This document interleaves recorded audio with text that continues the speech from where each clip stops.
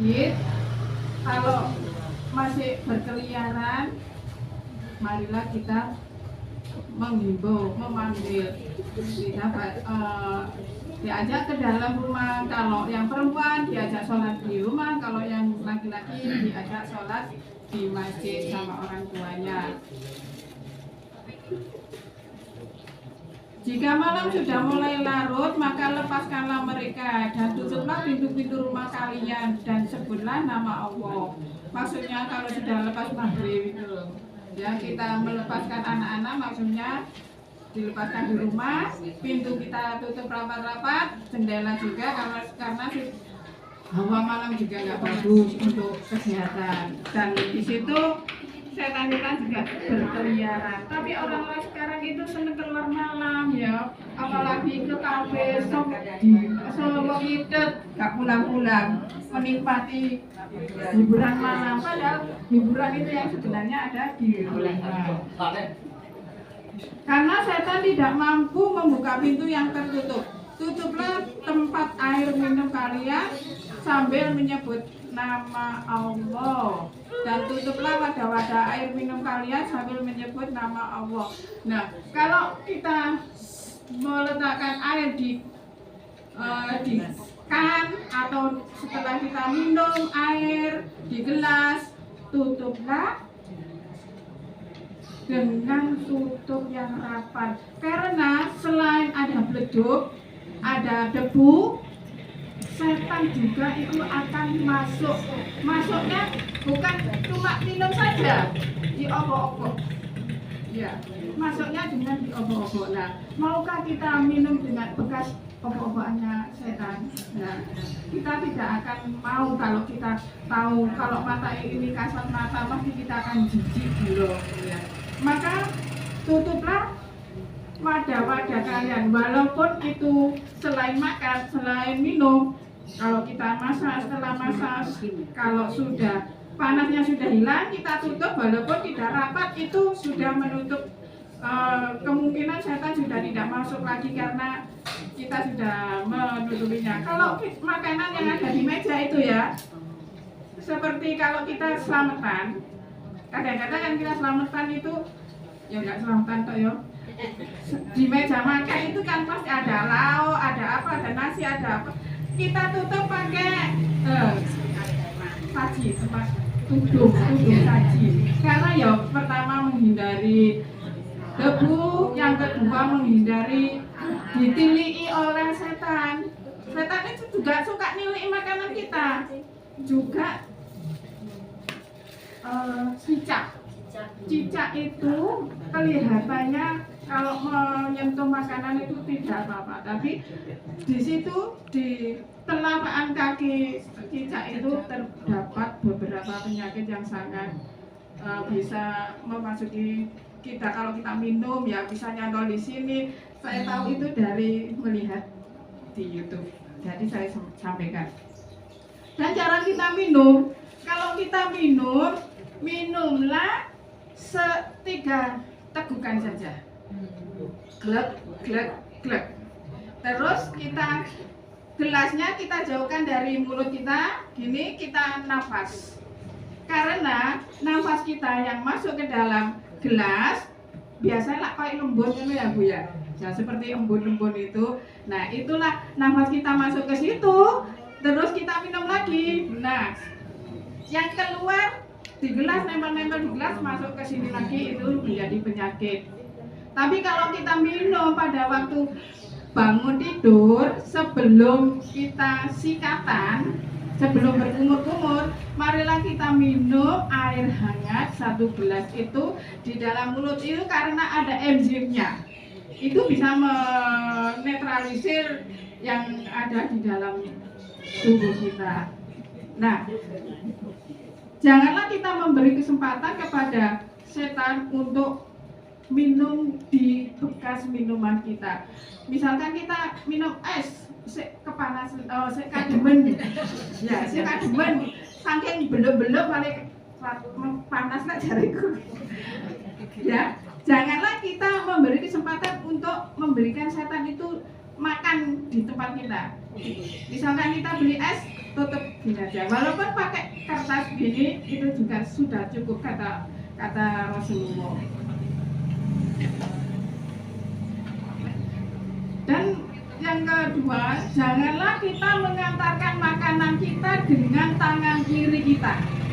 Karena setan sangat senang kita makan minum pakai tangan kiri kita, karena mereka mengajak kita masuk ke dalam golongannya. Kalau kita sudah masuk ke golongannya, berarti kita akan ikut akhir zaman, kita akan mengikutinya. Karena kalau kita minum tangan kiri, makan minum tangan kiri itu enak, melenahkan. Padahal ya sudah enak-enak dipegang di tangan kanan, terus kanan ngomong-ngomong terus dipindah ke tangan kiri. Saya soalnya bisi-bisi seperti itu ya. Rasulullah juga mengajarkan caranya minum, cara minum di situ. Bernafaslah 3 kali, kita minum 3 kali teguhan. 1, terus kita jauhkan gelas kita dari mulut kita, minum lagi 3 teguhan, kita jauhkan dari gelas kita, dari mulut kita. Nah, itulah yang sehat kata Rasulullah, karena kita tidak minum bekas nafas kita, ambaan kita di gelas ya. Ya.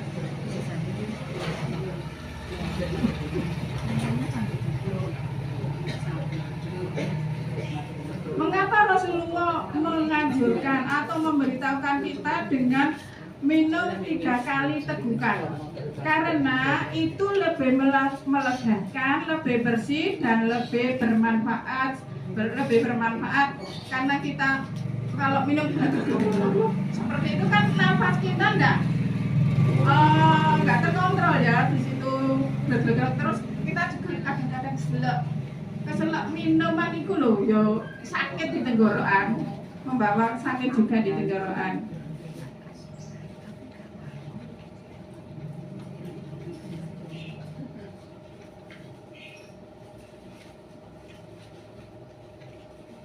Nah, juga dianjurkan kepada kita kalau kita menutup makanan itu dengan mengucapkan basmalah.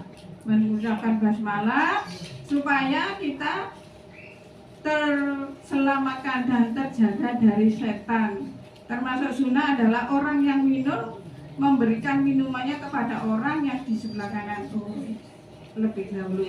Nah, kalau kita misalkan rame-rame kalau yang minum ya kemah atau dolen, kalau kita minum biasanya 1 gelas ya, 1 gelas itu mek titik minumannya, mek 1 gelas tola. Kita memberikan minuman gegegek 3 teguhan, diberikan kepada temannya yang sebelah kiri, sebelah kanan. Murid itu ya harus sama, tidak boleh dibedakan.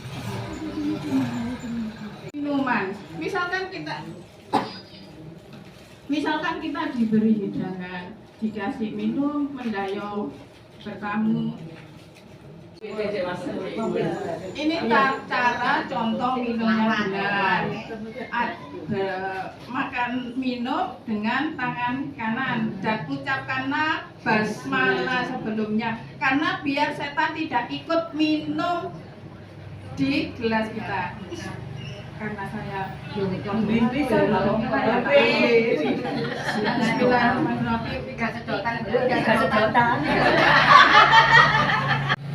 saya kasih 1 tegukan saja, terus dilanjutkan. Sudah bisa menelan, bisa. Andai kan sang raja tidak bisa menelan, apa yang akan kau bayar kepadaku? Aku akan memberikan separuh kerajaan kepadamu, karena biar saya bisa menelan. Nah, setelah itu diberi lagi. Saya nggak bisa menelan lagi, masih bisa menelan, bisa. Nah, misalkan engkau ya raja nggak bisa mengeluarkan minuman dari tubuhmu, bagaimana caranya? aku akan memberikan separuh lagi kerajaanku untuk orang yang bisa memberikan aku, menyembuhkan aku dari buang air yang bekas minum itu.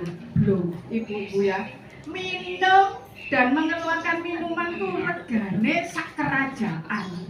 Oh, mahal kan? Makanya kita harus banyak bersyukur karena kita diberi Allah mudah menelan air minum dan bisa mengeluarkan melalui dengan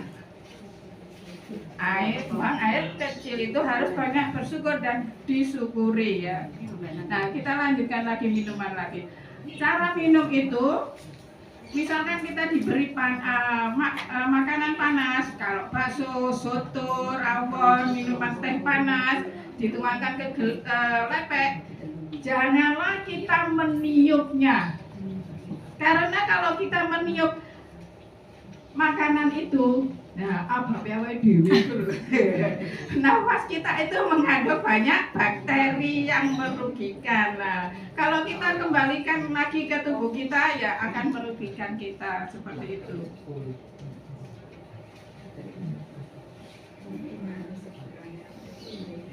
Nah, terus Rasulullah telah memberikan larangan seperti itu. Lalu seorang laki-laki bertanya kepada Rasulullah, bagaimana kalau aku melihat kotoran di dalam bejana itu atau gelas itu? Beliau bersabda, kalau engkau melihat lalat, buanglah. Kalau engkau melihat kotoran di gelasmu atau bejanamu, buanglah. Dibuang semuanya. Nah, sekarang kalau minum di tempat minum, kalau ada lalat bagaimana ya Rasul? Rasulullah menjawab, kalau ada lalat di dalam gelasmu, dia nempelkan satu sayapnya yang sebelah kiri, maka cemplungno kabeh. Karena di dalam sayap yang sebelah kanan itu adalah obat, yang sebelah kiri itu adalah bakteri yang merugikan, yang sayap sebelah kanan itu adalah penawatnya, dan juga badannya itu tidak najis, jadi boleh diminum karena sudah tawar. Tapi awet dhewe gila, langsung dibuang seperti itu.